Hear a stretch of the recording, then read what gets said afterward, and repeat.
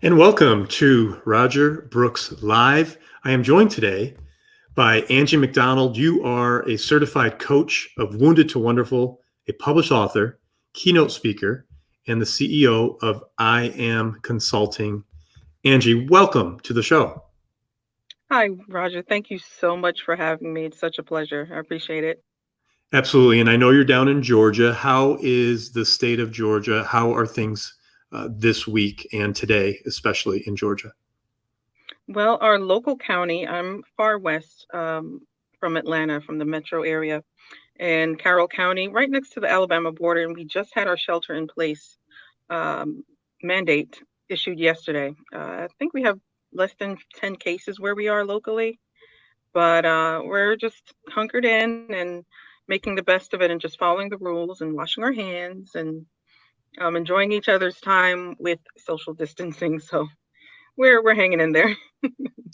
Fantastic. And because of the type of work you're in, I was interested today to ask you, to at least start out by asking you, how are you helping your clients in this time of need? What types of questions are they asking, and what are you doing to try to help in something that no one could have ever prepared for? Well, it seems that my type of coaching has been relevant, but right now it's like the emergency plan for a lot of people. Whereas I am certified in grief support, transitional, and resilience coaching. And the resilience aspect of it has been profound these last few days. Roughly around 10 days, my clientele has spiked. Asking the kind of questions, what do I do? I find myself alone with my thoughts, and I'm not liking, the chatter that's happening. I'm not liking the atmosphere that this is causing me. I feel restricted. How can I find freedom in this restriction? And those are the types of questions, especially my busy folks, my entrepreneurs, or those who are used to going to and fro all the time. For them to be still right now is really trying for some people. Whereas for me, I'm a homebody.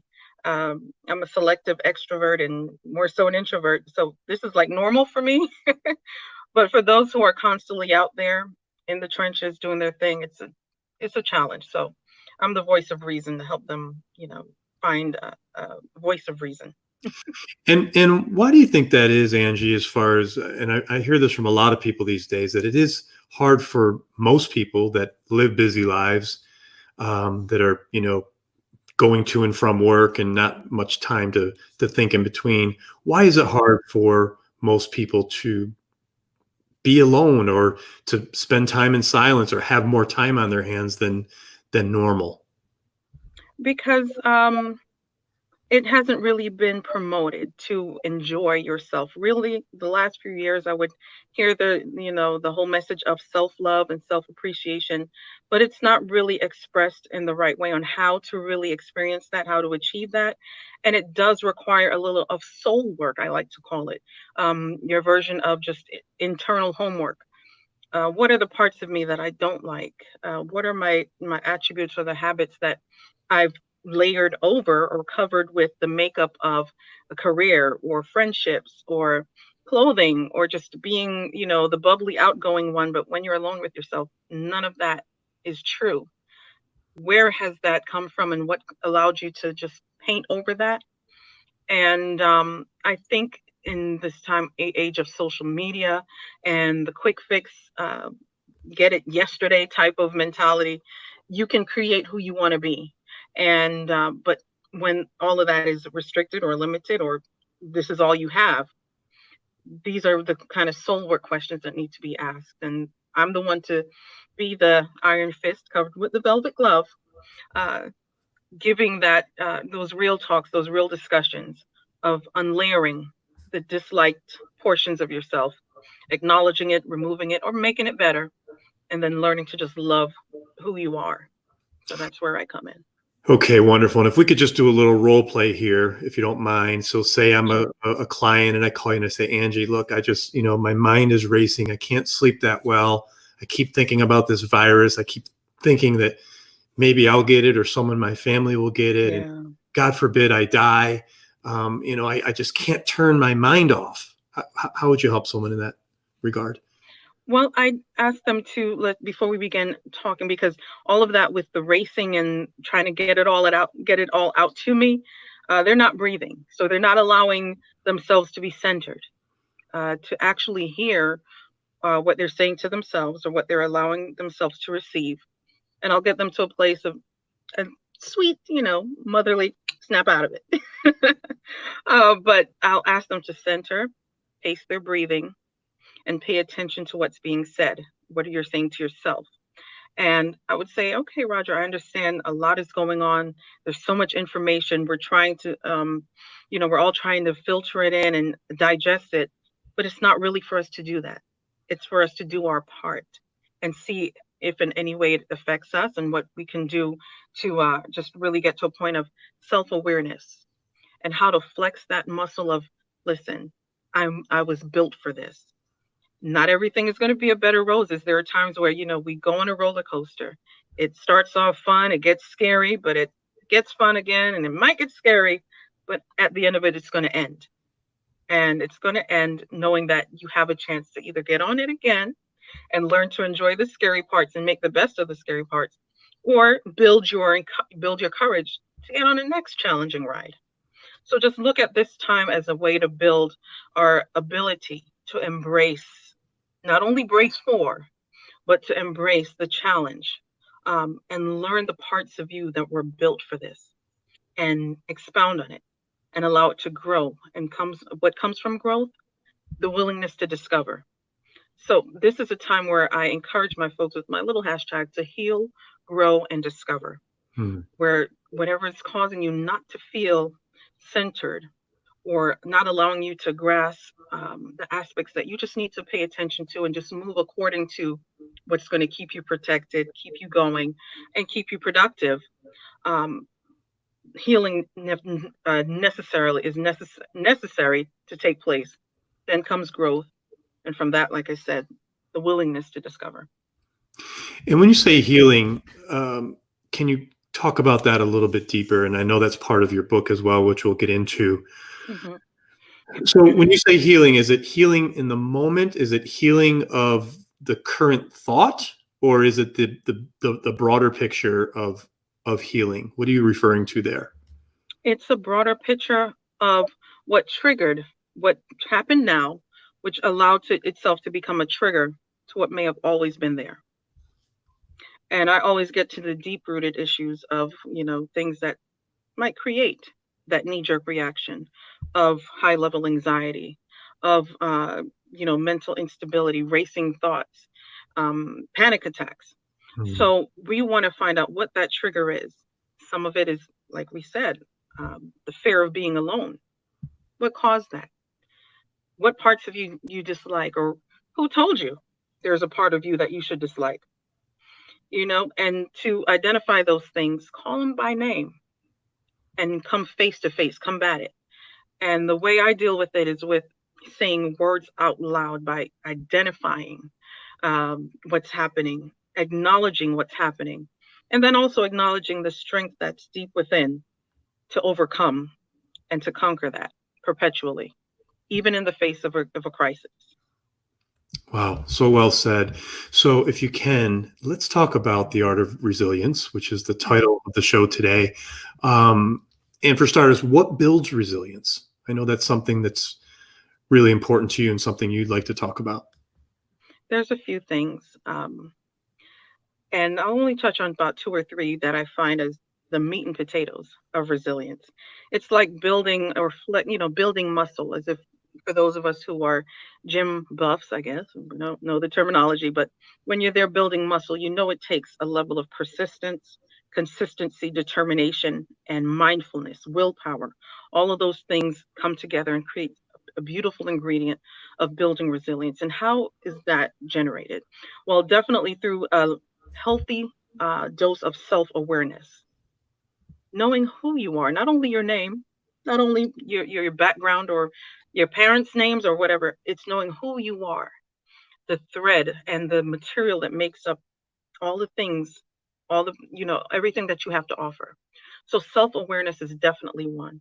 Mindfulness, being mindful of where you are now, Also being respectful, respectful of the steps that you've taken to get to where you are now, and knowing that it's a never-ending process of growth.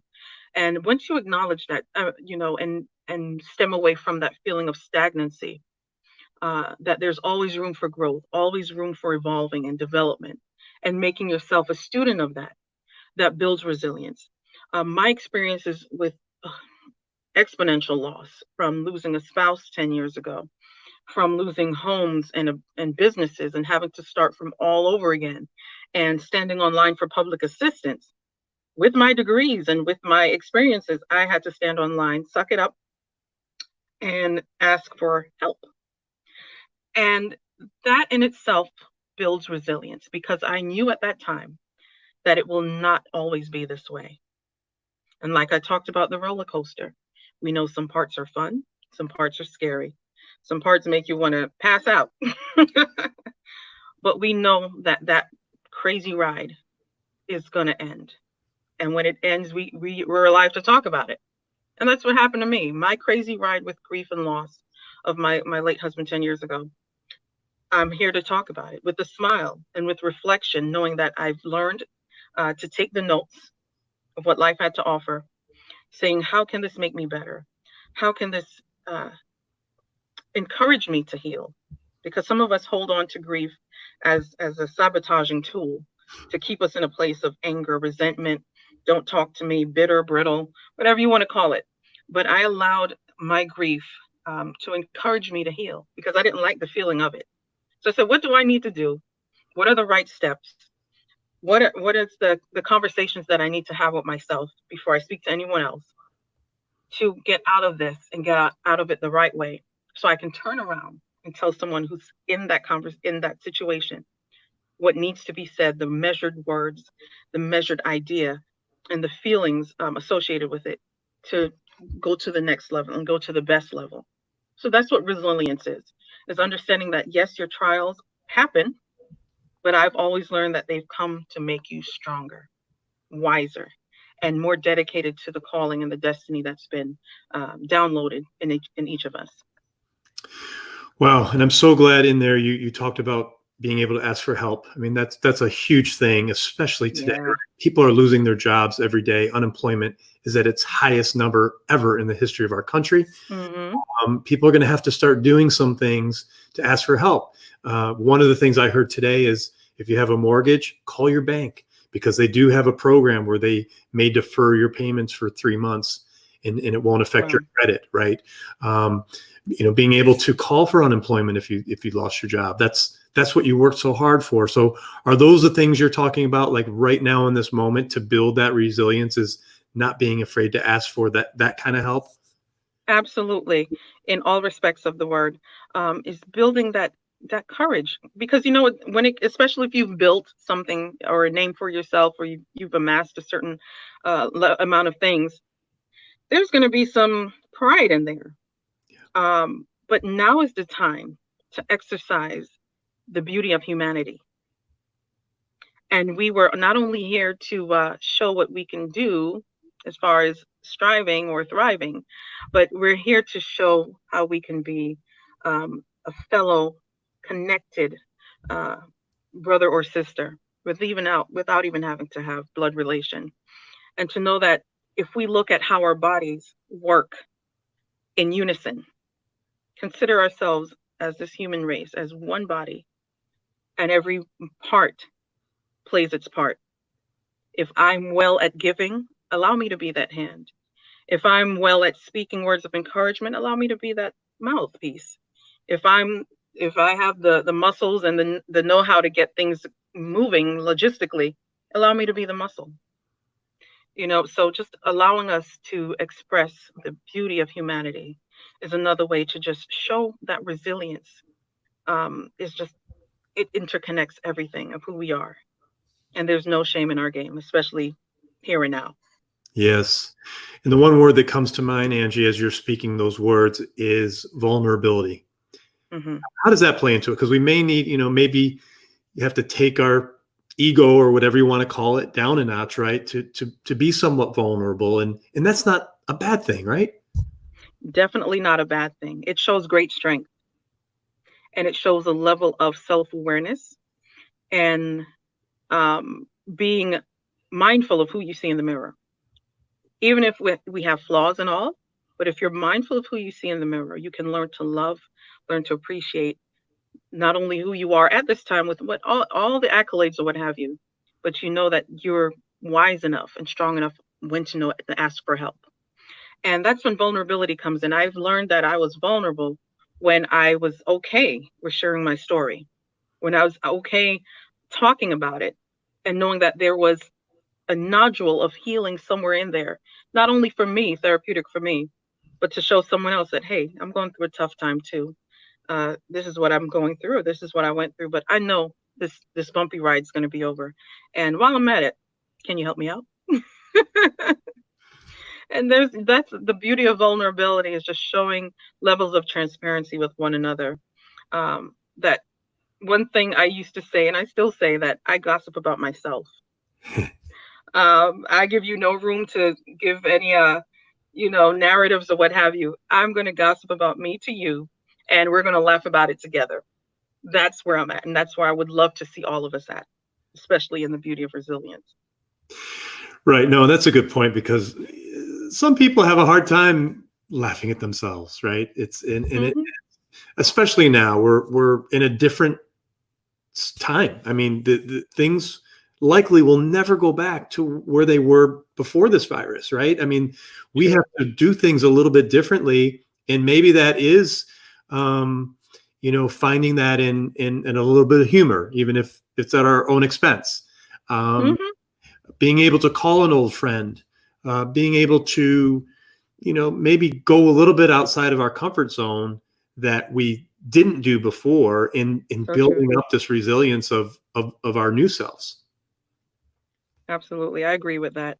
And in that, I learned in my family's culture. My family's from Jamaica, and I've learned what resilience is by watching them and how they just bounced back and got better and stronger, whatever it was. And there's a saying that they say, sometimes you have to take bad things, make joke. So, Hmm. we leave some words out because of the patois, but sometimes you have to take bad things and make a joke out of it. And we're so good at that. Lord have mercy. When the whole Corona scare came out in Jamaica, now the artists there, they made a song about Corona, how she's a girl looking for them, but they don't, they're not interested in her. Tell her to leave me alone.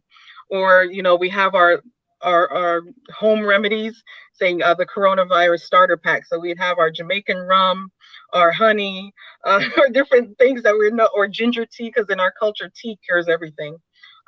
So we have our little starter packs. The jokes are going around just to alleviate the anxiety that's going around. And our government has definitely taken the same measures that our local government and nationwide has taken in stemming the spread, the curve. But it's just sometimes you have to take bad things, make joke. I love that. Well, thank you for telling us that Yeah. little inside, Yeah. if you will. Speaking of culture, wow, all of us from all around the country of America, we're Hmm. from somewhere, right? No one's Yeah. from here unless we're second, third generation, but whether it's Italian roots or Mexican roots or Jamaican roots or whatever, wherever it may be, is this a good time to tap into that? A lot of us most of us, no matter where we are around the world, have those strong roots. And I Hmm. was actually talking to a friend earlier today. His father grew up in Israel, and he said, my dad's always kind of prepared for something like this, like the Yeah. worst. And I had to think about that. As Americans, have we prepared for this? No, but Hmm. maybe somewhere in our culture we have. So Yeah. I was thinking, how could each of us tap into that? Because it is somewhere down the line, someone Oh has yeah. prepared us for today. Absolutely. Especially, I would encourage anyone who comes from a culture that stems from another country that experienced unusual hardship and challenges. I would say the best survivors in any hard situation are people who come from hard times or hard circumstances. And we can learn from them what resilience is. Because if I come from a family that lives in a rural, uh, hilly, mountainous area, and they can look at this situation and still find time to make a major joke out of it, we can look at that and how what the preparedness that they did to do that. I know my mom would always talk about what she did, her family did to prepare for storms or things that really prepare for storms or things that were going to keep them home or keep them away from daily life, and how they learn to preserve foods, how they learn to plant their own foods, what herbs are good for this or that. I know that thankfully we have access to a lot of what we can get in the organic store, that rosemary is good for inflammation, that thyme tea, if you make the herb thyme into a tea, it's good to relax your nerves, or oregano is a great antioxidant. So for us to tap into those natural roots and those resilient people who took hard times and made wise decisions and life changing and life saving decisions until they were able to find better opportunity. I say we tap into them, find their strength, and build from that. Wonderful, Angie. Wow. Thank you for bringing that up and talking about that. I would love to speak about your book now. It is, Sure. Wounded to Wonderful, and 7 affirmations towards healing and growth. Very relevant for today. And Absolutely. I know there's one affirmation in particular you'd like to discuss with us. Oh, yes, it's so fitting, because a lot of what's happening will create circumstances that we don't like and that we knew, kind of prepared for, but don't want to experience. So that affirmation is: today, I affirm that I am not my circumstance. It does not own me, neither does it dictate my progress. So that in itself is designed to refute any idea that we need to bow or break to what the circumstance may be right now. Rather, counteract that by use it as a learning tool, as a way to grasp and open up our horizons to what challenges we were suited for and built for. So one particular, like my affirmations, yes, I have the affirmation, but then I have several pages of a transparent moment that led me to that affirmation. And I would say the first thing that came to mind when I wrote that chapter, it says that our circumstances has a clever way of making us feel defeated way before the fight is even over. Hmm. It's so clever, Yes. so sneaky. You just feel like the wind is being knocked out of you. It's over. Oy vey, woe is me. Give it up. Call it another day. Wave the white flag. But technically, when this happens, it is typically right at the cusp of a breakthrough that the transition becomes the hardest to attain or envision. So I'm a woman, so I'm going to touch on the birthing process. Ouch. So right at the holding the swaddling sweet little child, there's a time of me hating my husband, hating him even meeting me. Why did you do this to me? This hurts. Doctor, give me more drugs. Nurse, ramp it up. My voice goes down 10 octaves and I sound demonic. But at the end of that tumultuous circumstance, there's a beautiful baby that I forget all the pain that ever existed. So that's the art of resilience when it comes to our circumstances. We have to fight back and combat the negative chatter even in the intense heat of the fight that it's telling us, because it's so clever, like I said, to make us feel as if we've been defeated even before the battle's even over. So looking in retrospect, we have to understand that our crazy life circumstances will stop at nothing to try and drown us in a consistent wave of complacency, pain, and confusion. Because that's all a distraction. If you have a bad signal and you're trying to watch a good show, you're going to see all of this nonsense in the camera, distorted, and it's going to make you think that it's not worth your time. But if you just adjust that signal, adjust where you are, regain some footing, and acknowledge that the circumstance does not define me. And if we just roll those sleeves up and just play the Rocky theme song if you need to, Right. I say, come on, even with me crying, boo-hoo, just bring it, because this is what resilience is about, is flexing that muscle, saying, I was built for this. Wow. Angie, if people are not familiar with affirmations, it's something you talk about every day, so it's top of mind. Mhm. But there may be people out there listening right now that saying, what actually is an affirmation? I don't know what it is, how to do it. How would you guide them for beginners? Okay. Consider it a contract, or in the court of law, if you affirm and attest to these statements being true, you affirm and attest to the statement being true for you. So it's affirming, reaffirming, putting it in ink mentally and emotionally, the awesomeness that entails you, the ability that defines who you can be, and even more so. So an affirmation is just a contract with yourself, verbally, written, whatever you want to do, but it's to affirm and attest that I can, I shall, and I will. That's pretty much it. Wow. And what do you recommend? And if you wouldn't mind reading the affirmation one more time for us, would you recommend that people do that several times a day, once a day? Like how often do you do it? Do you repeat it to yourself? Do you keep a little notepad? How do you do it? Well, it's daily for me in my getting ready process. So, getting ready, getting my things together, getting ready to go yell at the kids.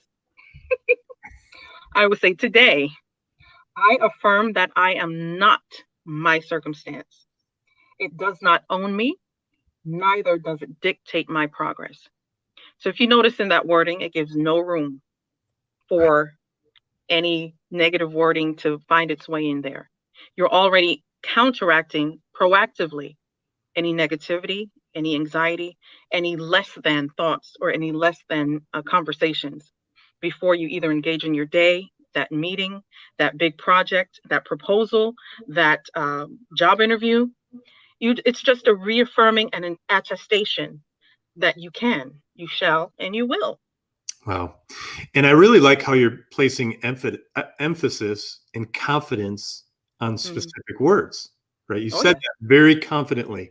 How important is that to make sure that you're owning it, and Oh, not just extremely saying confident. it? Extremely. Yeah.